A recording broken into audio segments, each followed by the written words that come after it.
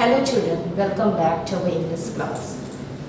As you know children that we had in the previous classes we had studied a chapter called Mother's Day by J.B. Princely, and in that particular play as we had started we had seen that there are major characters that are Mrs. Pearson, George Pearson, the husband of Mrs. Annie Pearson, Doris the daughter, and Cyril the son, and Mrs. Fitzgerald as neighbor. So in that particular story we had studied about how the miserable life of Mrs. Pearson was and how Mrs. Fitzgerald helped her by exchanging their characters, and how she was dealing with Doris as well as Cyril in the first part we had seen. So in this second part we will continue our lessons from Mrs. Pearson. Changes. She says that changes. She wants some change in her home. So Doris entered left. She is in the process of dressing and now wearing a wrap. She took pale and red-eyed because she was crying. So she's having a red eye. Mrs. Pearson, you look terrible. I wouldn't wear that face even for Charlie's pence. So in a sarcastic manner she says that with that ugly face, because she was crying, so with that face I won't go along with Charlie Spence. So Doris is replying, oh shut up about Charlie Spence. Now she's having some kind of frustration about Charlie Spence because her mother told that he is having a buck teeth and half witted also. So anyway, I'm not ready yet, just dressing, and if I do look terrible, it's your fault. You made me cry. So she's responding her mother that it's all because of her mother, because she has ironed her dress and she was talking so hard to her daughter. So because of all those things she was crying, because for the first time she has realized and that her mother was talking so hard to them. So Cyril is asking, why? What does she do? She's asking to her sister, what does her mother did? Doris said, never you mind. Mrs. Pearson, rising and preparing to move to the kitchen, and Mrs. Pearson is saying, have we any stout left? I can't remember. She's asking stout, means drink, alcohol, to her own children. Remember, the actual Mrs. Pearson never drink, and she is asking for stout. Cyril is telling, bottle or two I think, but you don't want stout now. Then Cyril is telling that maybe there is bottle or two in the refrigerator, but I don't think you want it now. So Mrs. Pearson is telling, I do. Cyril, what for? Mrs. Pearson turning at the door, to drink, you cloth. So in front of the son and the daughter, Mrs. Pearson is telling that she wants to drink a stout. So at that particular situation, Doris and Cyril are not able to believe what they saw about her mother. The total Mrs. Pearson is totally changed in this particular scene. Then Mrs. Pearson exit right. Instantly Cyril and Doris are in a huddle, close together at left center, rapidly whispering. Now the conversation between Doris and Cyril. Both are discussing something. Okay, so Doris is asking Cyril, has she been like that with you too? So Cyril say, yes, no tea ready, couldn't care less. So Doris is replying, well, I'm glad it's both of us. I thought I had done something wrong. So here Doris was thinking that she had done something wrong. That's why the mother was not ready to give her tea, not ready to iron her dress and say ill about Charlie's pencil. So she is now a little bit happy that she had the same reaction with Cyril also. Cyril is saying, so did I, but it's her of course. Doris, she was smoking and playing cards when I came in. I couldn't believe my eyes. So she's telling her brother that when she entered at home, she was playing cards and she was smoking.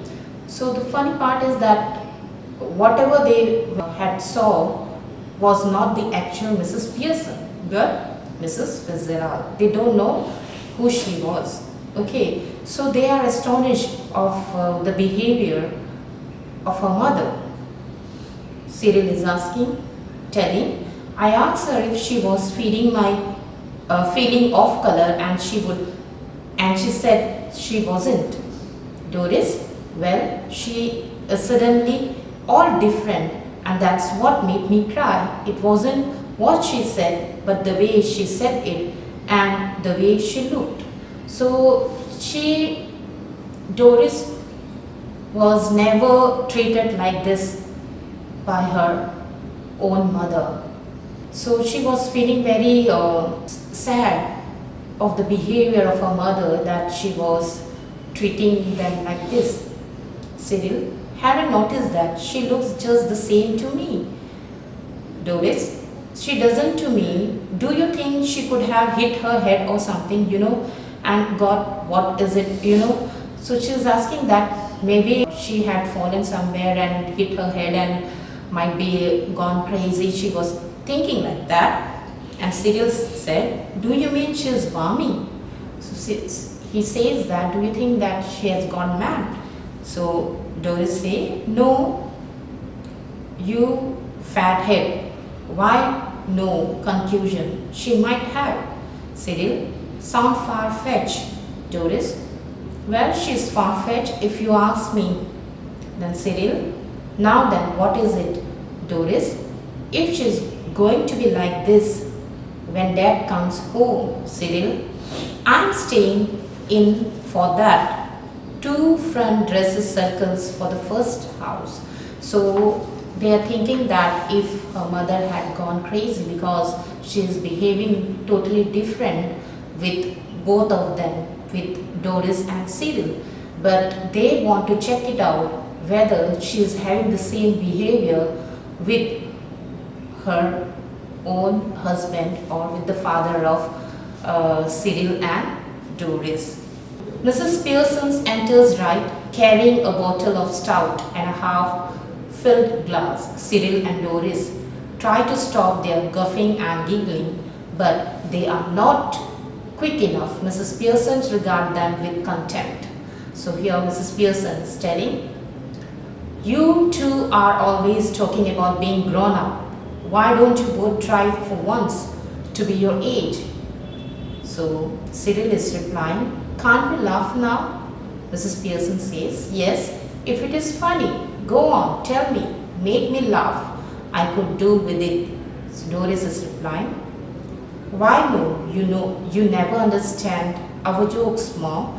So here in this conversation we came to know that both the children of Mrs. Pearson are disappointed of the changed behavior of Mrs. Pearson, and they are asking whether to laugh at what her mother was saying. And Mrs. Pearson was simply very cool at that particular time. Mrs. Pearson says, I was yawning at your jokes before you were born, Doris. She says that she was yawning when they were telling the jokes, when they were born. Doris, almost tearful again, what's making you talk like this? What have we done? So she is in a crying situation, and she says this, what makes you talk like this, Mom? What have we done? She is not able to recognize their fault, and she is asking what we have done. Mrs. Pearson said, nothing but come in and ask for something, go out again, then come back, when there's nowhere else to go. So this is the only pain Mrs. Pearson was getting from her own family, because whenever they come back from their work, they will just order and go back again. They will never spend time with her mother. So this is the only request of Mrs. Pearson to their children. Then Cyril is telling, look, if you won't get tea ready, then I will find something to eat myself. Mrs. Pearson said, why not? Help yourself. So she is very casual manner that Cyril is telling that if I didn't get tea, I will just get something else to eat. Okay, so Cyril turning on his way to the kitchen, mind you, I think it's a bit thick. I have been working all day. So Cyril is telling that all day he was working in his office, and come back, he wanted to be treated in a very good manner. So Doris is also saying, same here. Mrs. Pearson say, 8-hour day, 8-hour day, in a very calmly manner, that they were working only 8 hours a day. Okay, so Cyril, yes, 8 hours a day, and don't forget it. And Cyril was also reminding her mother that do not forget that I had worked for 8 hours and come back and I'm very tired. He wanted to say like that. Mrs. Pearson, I have done my 8 hours. So here she wanted a change, and she says that I had done my 8 hours. Cyril is replying, that's different. Doris, of course it is. Mrs. Pearson, in a very calmly manner, it was. Now it isn't. 40-hour week for all now. Just watch it at the weekend when I have my 2 days off. So she is now claiming that even though they are having holidays weekend, that is maybe Saturday, Sunday, but in that weekend also she's doing all the household works. But while compared to the person who is working outside, who's working, while compared to them, they will have their at least holiday on the weekends. But the housewife never do rest. They has to do all the works continuously. So that was the only request she mentioned. Doris and Cyril exchange alarmed glance. Then they stare at Mrs. Pearson, who returned their look calmly. Now Cyril is telling, must grab something to eat. Look as if I will need to keep my strength up. So Cyril exits to the kitchen. So Cyril is really in need of something to have at that particular time, because he is having the habit of having tea or some snacks. So he goes to the kitchen. Doris, moving to the settee anxiously, Mummy, you don't mean you are not going to do anything on Saturday and Sunday? So she is now much worried, because she is asking them to be off on Saturday and Sunday.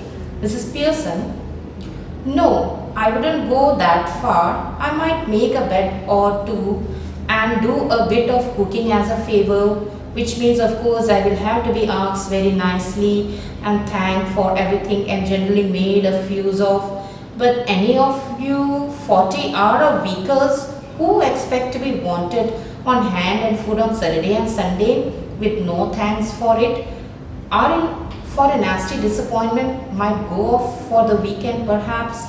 So she is telling that if somebody says request me, please do it for us, then I will do. But if you are not requesting and just ordering me, then at that particular time I will never do anything for you all. St. Doris is saying in her reply, go off for the weekend.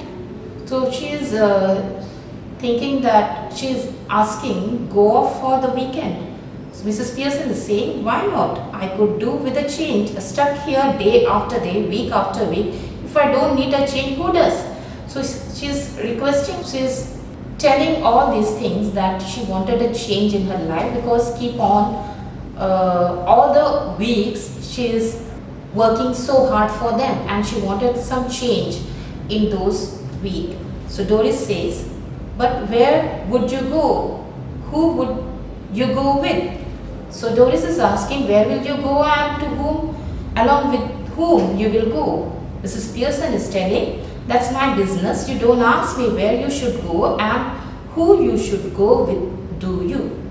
So here Mrs. Pearson is telling that it's my business. You need not to be worried of where I'm going and to whom with I will go. Doris, that's different, Mrs. Pearson. The only difference is that I'm a lot older and better able to look after myself. So it's you who should do the asking. So here Mrs. Pearson is telling her daughter that, because in the beginning itself, in the last part, we had seen that Doris just ordered her mother to iron her dress and didn't never ask her mother if she wanted to go along with Charlie Spence or somebody else. She just ordered her mother that please her mother to iron her yellow silk dress, and she never requested her mother or asked her mother if she wanted to go along with Charlie Spence. So that's why Mrs. Pearson is replying that she is older enough to decide where to go and with whom she must go. So Doris is replying, oh, this is awful. She began to cry, not passionately. She started crying of the response her mother had responded. Mrs. Pearson, stop blubbering. You are not a baby. If you are old enough to go out with Charlie Spence, you are old enough to behave properly. Now stop it. So here Mrs. Pearson is in a very bold manner. She says that if you are very old enough to go along with Charlie Spence, then you are very old enough also to behave properly, not like a baby at home.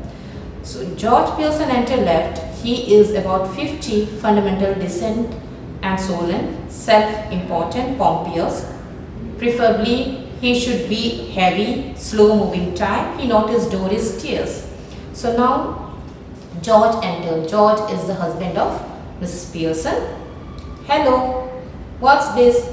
Can be anything to cry about? So when he entered, he saw that Doris was crying, and he asked that, what is the reason of crying? Doris says that, you will see. The reply of Doris was just, you will see. Doris ran out, left with a soap or two on the way. George stares at her a moment, then look at Mrs. Pearson. So George, after her a moment, then look at Mrs. Pearson. So Doris, George, did she say you will see? She asked Mrs. Pearson, did she say you will see? Mrs. Pearson said, yes. George, what did she mean? Mrs. Pearson, better ask her. So George looked slowly again at the door, then at Mrs. Pearson. Then he noticed the stout that Mrs. Pearson raises for another sip. His eye almost bulged. So for the first time, he is watching her wife having a sip of stout, and a glass of stout in the hand of Mrs. Pearson. George is telling, stout? Mrs. Pearson, yes. George amazed. What are you drinking stout for? So Mrs. Pearson said, because I fancied some. George, at this time of day? Mrs. Pearson, yes. What's wrong with it at this time of day? George, nothing, I suppose, Annie, but I have never seen you do it before. Mrs. Pearson, well, you are seeing me now. George, yes, and I don't like it. It doesn't look right. I'm surprised at you. Well, that ought to be a nice change for you. George, what do you mean? Mrs. Pearson, it must be some time since you were surprised at me, George. George, I don't like surprises. I'm all for a steady going on. You ought to know that by this time. By the way, I forget to tell you, this morning I wouldn't want any tea, special snooker match night at the club tonight, and a bit of supper going. So no tea. Mrs. Pearson, that's all right. There isn't any. So with this conversation we came to know that even Mr. George, when he entered the home, he was surprised to see Mrs. Pearson's behavior, the changed behavior of Mrs. Pearson, and he was not able to understand why her wife was drinking at that daytime, and she never drink also, and she was drinking on that particular day. So like his daughter and son, he also tell his wife that he is going to a club, and he don't want any tea. And in the reply, Mrs. Pearson said that that's all right. There isn't any, means Mrs. Pearson had not prepared any tea for them. So George, you mean you didn't get any ready? Mrs. Pearson, yes. And a good thing too, as it turned out, means she didn't prepare the tea, but and she is happy that he don't want any tea. But George himself was getting angry because she didn't prepare anything for them. So he says that, you mean you didn't get any ready? You didn't ready the tea. Mrs. Pearson, my goodness, listen to the man, annoyed because I didn't get a tea for him that he doesn't even want. Ever tried that at the club? So the meaning of this saying is that if because he was angry because she didn't make a cup of tea which he doesn't want. But if you order something in a club, if you order something in a club or in some shop and you don't want that, what is the purpose of ordering and not taking it? Like that only. She says, George, tried what at the club? Mrs. Pearson, going up to the bar and telling them you don't want a glass of beer but you are annoyed because they haven't already poured it out. The same case, if you are asking in a club and say that please give, you are angry with the person who had not prepared a glass of beer and you don't want it. George, I don't know what are you talking about. Mrs. Pearson, they laughed at you even more than they do now. So here Mrs. Pearson is telling that the club members are always laughing at him. So George laughed at me, they don't laugh at me. So he says that the club members never laughed at him. Mrs. Pearson tells that of course they do. You ought to have found out by this time, anybody else would have done. You are the one of their standing jokes famous. They called you Pompey Ompy Pearson because they think you are so slow and pompous. So Mrs. Pearson clearly, straightforward, telling to her husband that George is a topic of jokes in that particular club. George, never. Mrs. Pearson, it has always beaten me why you should want to spend so much time at a place where they are always laughing at you behind your back and calling your names, leaving your wife at home night after night instead of going out with her who doesn't make you look a fool. So here Mrs. Pearson straightly told George that most of the club members are laughing at him and Even though they were laughing at him, he is really ready to go in that club night after night, instead of going along with the wife who is taking care of him, who is loving him, who is who never talk ill of him. So instead of taking care of his own wife, he is going in those places where people are laughing at him. Okay, now Cyril enters right with a glass of milk in one hand and a thick slice of cake in the other. George, almost dazed, turned to him appearingly. George: "Here, Cyril, you have been with me in the club once or twice. They don't laugh at me and call me Pompey person, do they? Go on, tell me, do they?" Now, Cyril is embarrassed. "Well, yes, Dad, I'm afraid they do." Now here, Cyril also tell the truth to his own father that they really make fun of him.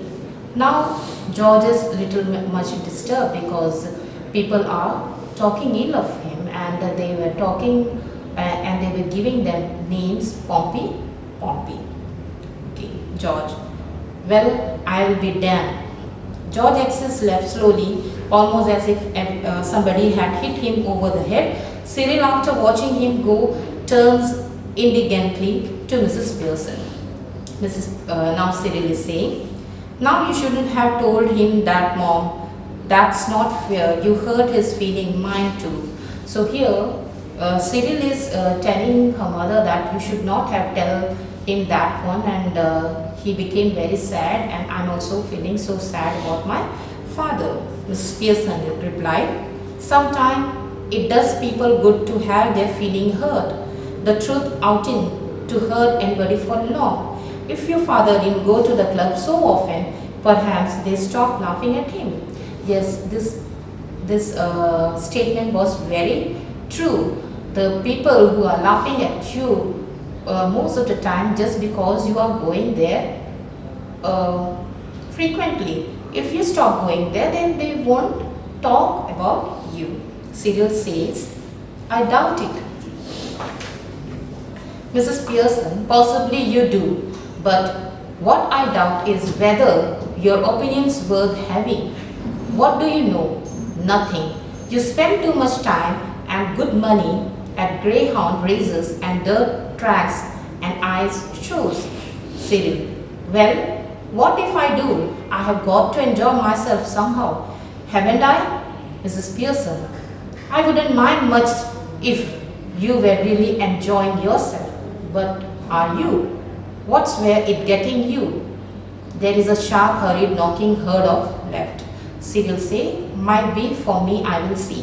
So here in this conversation we came to know that Mrs. Pearson also talks to Cyril that most of the time he is also out of the home and he is not spending time at home. For that reason also he says that you spend too much time and good money at greyhound races and dirt tracks and ice shows. Means in this way we came to know that Mrs. Pearson was really really so much painful about the behavior of their family, about the behavior of her family, but she was not able to tell them straight away. So it is because of Mrs. Fitzgerald, who is ready to tell them straightforwardly.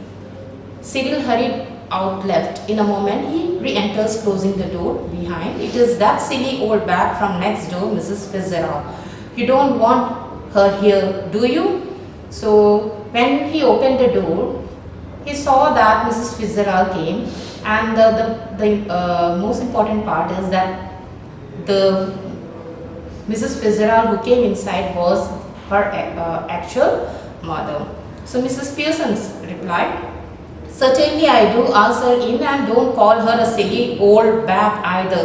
She is a very nice woman with a lot more sense than you will ever have." So in front of Mrs. Fitzgerald, Cyril is telling that uh, that Mrs. Fitzgerald is an old, silly old bad woman. But instead of scolding Cyril, Mrs. Pearson tell that she is a very nice woman. Cyril exit left. Mrs. Pearson finishes her stout, smacking her lips. Cyril re-enter left, ushering in Mrs. Fitzgerald, who hesitates in the doorway. So Mrs. Fitzgerald was hesitating in entering the home, and he wanted to know whether everything is all right.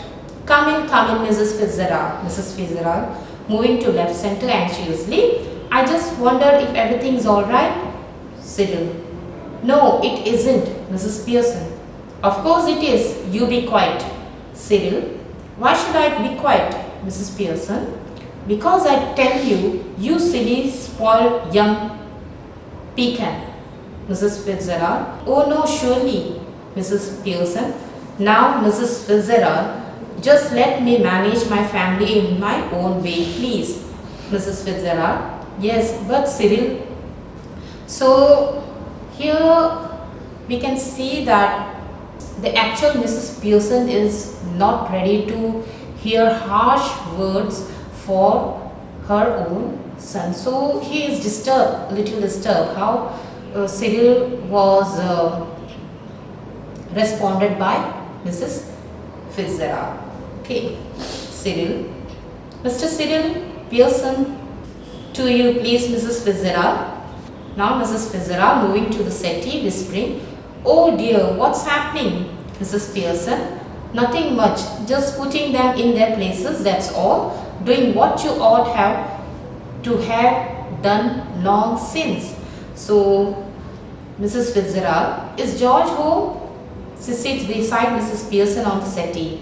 Mrs. Pearson, yes, I have been telling him what they think of him at the club. So here Mrs. Pearson, the actual Mrs. Pearson, is really very much worried about her own family, and she is asking Mrs. Fitzgerald about her husband also, if George had come home, and Mrs. Fitzgerald responds Mrs. Pearson that he has come home and I have told him about what people talk about him at the club.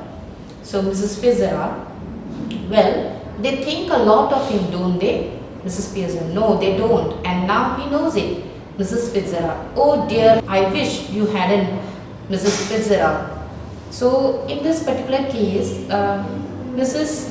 Pearson forgot that she is in the form of Mrs. Fitzgerald. So when she was talking to Mrs. Pearson, she says she calls her name. Okay, nonsense, doing them all of a world of good, and they will be eating out of your hands soon, you will see, Mrs. Fitzgerald. I don't think I want them eating out of my hand, Mrs. Pearson. Well, whatever you want, they will be doing it, all three of them. Mark my words, Mrs. Pearson. So here, when they were talking to each other, they are in a, remember they were exchanged, and now when both are talking to each other, they are calling their own names in front of each other. And she is much worried that it should not go any worse. That's all for the second part. We'll continue in the next part. Thank you for watching.